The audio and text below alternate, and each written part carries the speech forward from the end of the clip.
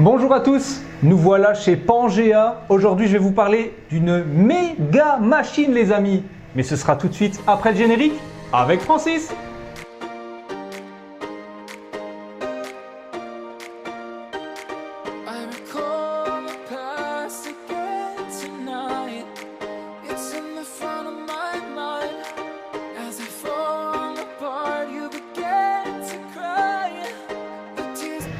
Et les amis, j'ai trouvé le Steve Jobs du nord de la France. Ben oui, je suis à Marcq-en-Barœul et mon ami Francis nous a fabriqué une superbe Pangea XL. Alors quand je dis XL, on est dans quelle configuration, Francis? On est sur un format de 300 par 300 sur une hauteur de 400. Ah ouais, quand même. La particularité aussi, c'est la structure apparemment. Une structure en aluminium très robuste qui permet aussi d'avoir un habillage soit en plexiglas, soit bois, histoire de fermer le caisson. Ah, il ne faut pas rajouter un caisson au-dessus, Rien, tout peut être fait en direct. Tu peux me donner une explication plus précise par rapport à la façon dont, comment est-ce qu'on met ça? Alors j'ai juste un exemple de plexiglas ici. C'est suffisant. Et voilà, il suffit d'avoir des panneaux découpés aux bonnes dimensions qui se glisseront dedans, en haut et en bas. Ça, la machine, ça s'emboîte dans les rainures. Wow. Et on pourra avoir un caisson complètement fermé.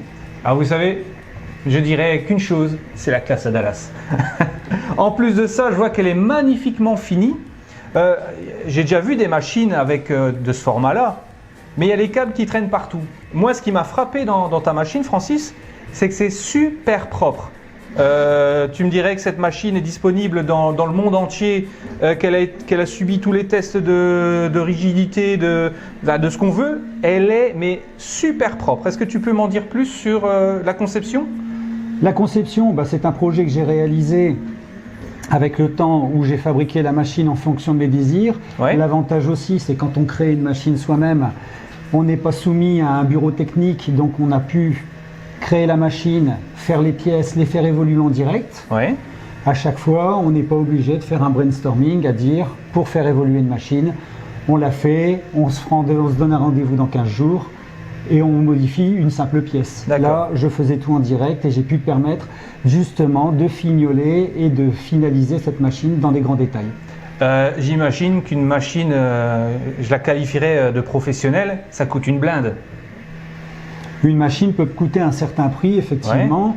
Ouais. Malheureusement, on voit aussi des concurrences chinoises, ça je venais en parler aussi, ouais. Parce que la concurrence chinoise, malheureusement, elle n'offre pas des SAV et des...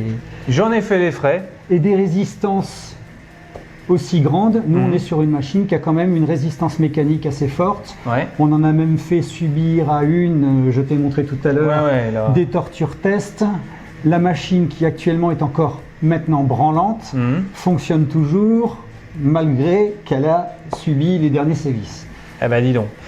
Maintenant en commerce, parce que tu as un site internet, je vous mettrai bien sûr le lien en description les amis. Cette machine-ci, si je veux l'acheter, cette machine-ci m'intéresse, elle a un grand plateau de 300, 300, 400, écran avec carte SD super bien foutu, la carte bien protégée, tout est dans des chaînes et tout, des chaînes, enfin comme vous le voyez ici. Bon, je vais l'acheter. Combien ça coûte une telle machine? Alors celle-là, sur les deux modèles qu'on propose, celle-là c'est la Pangea XL. Voilà. Elle a donc son format de 300 par 300 sur une hauteur de 400. Le prix est à 550 €. Ça tient la route. Et surtout un SAV made in France. Tout à fait. Parce que, vous le savez si vous me suivez sur les forums, j'ai une Creality CR10. J'en ai payé une deuxième à mon épouse. Malheureusement, au bout de 4 heures d'utilisation, on s'est aperçu qu'elle était moite de la mortadelle. Alors, qu'est-ce qu'il faut faire? On téléphone chez Gearbest, on envoie des mails, 1, 2, 3, je crois que je suis à 7 mails avec toujours la même réponse type. Ici, on a affaire à une machine fabriquée dans le nord de la France. Pourquoi aussi ce que je disais que j'ai trouvé mon Steve Jobs? N'oubliez pas que ce cher monsieur, à ce jour disparu, a fabriqué ses premiers ordinateurs dans son garage. Et c'est ce que fait Francis. Il a fabriqué de toutes pièces cette machine. Que vous pouvez d'ailleurs voir au Maker Faire de Lille. Il y a eu le Maker Faire de Lille, elle a été présentée. Et franchement, c'est une machine mais avec des capacités incroyables. barre trapézoïdale, tige trapézoïdale, pardon, un grand plateau de 300, 300, 400, une structure qui résiste au choc et au torture test, n'est-ce pas? Oui. Vous ne le voyez pas parce qu'en fait la machine est très grande. Alors j'ai dû cadrer comme j'ai pu. Ici au-dessus, on a un super support de bobine, mais vraiment elle est aux petits oignons les amis. C'est une super machine. Bien sûr, je vous mettrai le lien du site de Francis en description. Est-ce que tu peux me dire ce qui t'a donné l'envie de construire là, du jour au lendemain, une machine? En fait, à l'origine, je suis parti sur la construction de cette machine qui correspondait à mes propres désirs et à ce que je trouvais sur les forums, ce dont les gens se plaignaient le plus et ce qui leur manquait. Moi, Donc, je trouve incroyable. Franchement, hein, je te le dis Dieu en Dieu, de yeux en yeux, voilà. Je trouve incroyable que tu as été, j'imagine, sur ton ordinateur, tu as modélisé des pièces, tu as monté un châssis, tu as fait des calculs parce que tu as non seulement dû modéliser des pièces, mais tout ce qui est Marlin et compagnie, tu as dû… Il y a quelques heures de travail. Quelques heures de travail et on est gentil en disant quelques heures. Et on arrive à une machine mais hyper magnifique, fonctionnelle. Aussi petit plus, parce que si cette machine peut très bien être utilisée par des particuliers, il y a un projet, tu m'as parlé d'un projet qui pourrait également toucher les professionnels avec les fameux panneaux. Parce qu'on peut mettre des panneaux en plexiglas, hein. Oui, tout à fait. Mais c'est pas tout. Mais c'est pas tout. On a une possibilité d'habillage qui est à l'étude. Alors pour l'instant, bon, je n'ai malheureusement ici qu'un échantillon. Ouais, mais franchement, c'est parlant, hein. Voilà, on pourra y imprimer Elle est les pas aussi motifs belle que l'on veut. des kisses de Crif, des Chris.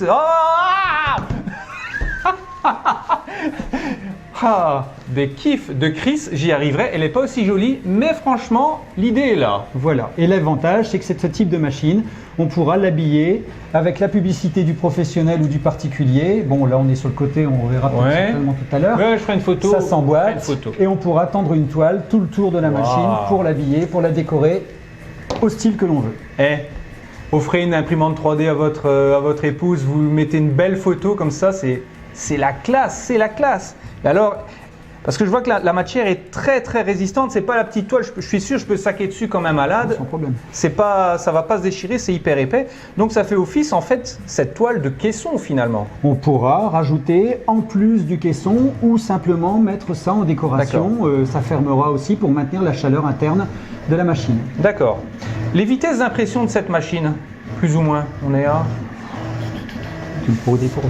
Je te prends au dépourvu. Jusqu'à 150, il me semble. Oui, tout à fait. Voilà, jusqu'à 150 mm/s.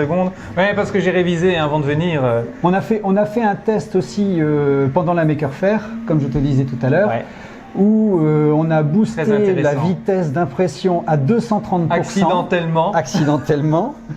Parce que la Maker Faire, les gens sont curieux et vont toucher au bouton. Ouais. Et puis du coup, on a laissé la pièce se finir d'imprimer à une vitesse de 230% et la pièce était impeccable. C'est celle-ci. Je vous le mettrai également en gros plan. C'est un poisson articulé. Je l'ai regardé, je vais presque dire, je l'ai scruté avec une lampe de poche, etc. pour savoir où était la différence de vitesse. Parce qu'en général, il y a toujours une petite différence, j'ai du mal à voir. Hein, tellement la finition est nickel. C'est franchement du très beau travail. D'ailleurs, je crois que j'en imprime des petits poissons comme ça. Il est chouette. Ils sont sympas. Ils sont sympas. Ouais. En tout cas, franchement, est-ce que tu es sur d'autres projets, Francis? Alors oui, il y a un petit prototype qui est en cours pour retomber dans des valeurs de format plus standard. Ouais, mais petit pour toi, déjà pour toi, ça c'est normal. Alors petit pour toi, de quoi s'agit-il? Pour moi, une petite, c'est 150 mm3. Non, on sera partant sur un format de 20 par 20 sur une hauteur de 25. Ouais, petit qui veut dire normal pour Francis, quoi, voilà. Vous comprenez. Hein. Et alors, donc, ça va être une machine d'accès. Oui. Ici, on a la machine déjà qui a un beau volume, mais c'est pas tout. Il y en a une autre qui se dénomme la Pro, si mes souvenirs sont bons. D'accord. Qui, elle, est sur un format de 400 par 400 sur une hauteur de 400, mais la philosophie de la machine est légèrement différente, étant donné que c'est sur un plateau montant. Voilà, donc plateau montant, c'est-à-dire que le plateau est inversé, enfin inversé, il se retrouve en haut et il descend tout doucement. C'est la tête au-dessus qui bouge et c'est pas l'inverse comme ici. Il y a un autre avantage, parce que quand tu m'as montré cette tête, parlons-en de la tête, moi je la trouve magnifique. Rien que la grille que l'on voit avec le petit P de Pangea, Je trouve ça splendide. Mais c'est pas tout, parce que cette tête est vraiment particulière. Est-ce que tu peux m'en dire plus sur cette tête? Ah ben voilà, un exemplaire. Là, la tête Direct Drive. Oh là là. Donc il y a un beau quelques bébé, heures d'études aussi. Waouh. Elle est très très bien refroidie au niveau du corps de chauffe. Ouais. Le corps de chauffe, lui, ne subit aucune variante de température. Et la pièce, la buse de refroidissement du filament lors de la dépose est optimisée au maximum. Donc on a vraiment un filament qui se dépose et qui colle bien au reste. Eh ben, franchement, alors aussi l'avantage d'une tête de ce genre, donc ce qu'on appelle le direct drive, c'est-à-dire le moteur est ici, donc ça va directement dans la tête. Contrairement au Bowden où il y a un tube de PTFE qui est déporté et le fil il va dans le tube de PTFE, donc on va dire c'est déporté. Un direct drive, hop, c'est directement dedans. Gros avantage, c'est pour le filament flexible. On peut travailler en filament flexible sans aucun problème. Contrairement au Bowden. Et indirectement, on a aussi une économie de filament parce que tout ce qui est dans le Bowden, tout ce qui est dans le PTFE, ne se perd pas. Voilà, exactement. Mais franchement, moi je la vois ici en vrai, je vous ferai bien sûr des photos en gros plan. Je la trouve magnifique cette machine. Mais est-ce qu'on peut aller voir les autres machines? On peut aller voir les autres machines, il n'y a pas de problème. Allez, c'est parti. Tout de suite dans l'atelier. Alors ici les amis, on est dans l'antre du génie. Voici la première Pangea du nom, qui avait un volume de 30 par 30 par 30 cm, cela va de soi. Et déjà, on la reconnaît facilement, hein, elle a toutes les caractéristiques de la Pangea XL que l'on a vu tout à l'heure, avec une différence majeure, la hauteur évidemment, parce qu'avec la version commercialisée, on passe à une version de 400 mm. Alors ici, on va passer à la partie XXXXL qui s'appelle bien sûr la Pro. Alors regardez, on a parlé sur cette version d'un plateau inversé. Vous voyez, le plateau est en haut et qu'est-ce qu'on voit? La tête, elle est là. Et c'est pas beau les amis? Et franchement, c'est de la machine, c'est du matos de dingue, hein. Quand Francis m'a parlé de ses productions, je les avais vues au Maker Faire de Lille, mais quand on les voit vraiment en vrai de vrai, c'est vraiment incroyable. Franchement, je surkiffe ces machines. N'hésitez pas à voir le site de Francis d'ailleurs à ce sujet. Vous allez en savoir plus sur les caractéristiques techniques. Il y a quelques petits détails qu'on n'a pas évoqués. Et évidemment, on ne peut pas dire ni tout expliquer en vidéo. Mais quand on voit de telles productions, ici c'est le prototype, hein, ça fait vraiment plaisir à voir. Non mais dites donc Francis, qu'est-ce que c'est que ça? Qu'est-ce que je vois là dans ton garage? Ah non, c'est pas ça qu'on était venu filmer normalement. Ah pardon, elle est là. Waouh, elle est magnifique. Qu'est-ce que c'est? Ben ça c'est un prototype en cours de préparation. Les amis, vous voyez un prototype qui est même pas commercialisé. C'est une avant-première sur Neotech. Alors quelles sont les caractéristiques majeures par rapport aux autres machines que l'on a vues? Ben là nous sommes sur un format beaucoup plus raisonnable, c'est-à-dire un format de 20 par 20 sur une hauteur de 25. J'imagine qu'elle a un nom cette machine. Non, pour l'instant comme elle est en cours d'élaboration, il n'y a pas de nom, mais nous sommes prêts à écouter toute suggestion pour les gens qui auraient quelque chose à nous proposer pour la nommer. Eh bien les amis, la demande est faite. Vous avez des idées de noms? Alors n'oubliez pas, on a la Pro, on a l'XL, et ici on a une autre version de la Pangea qui n'a pas encore de nom. Mais le petit bébé, il n'a pas de nom, il va être tout triste. Alors il faudrait bien lui trouver quelque chose. Alors n'hésitez pas à faire des commentaires en description. Comme ça, on transfère à Francis et on va voir la suite sur le site. Eh bien voilà, on a fait connaissance avec Francis d'une part, mais également ses productions.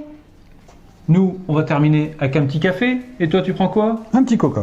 C'est nickel. Alors les amis, si cette vidéo vous a plu, n'hésitez pas à liker, nous voir également sur les différents réseaux sociaux, c'est-à-dire Facebook, Twitter, Instagram et bien sûr sur Snapchat. Francis, on va mettre ton lien en description.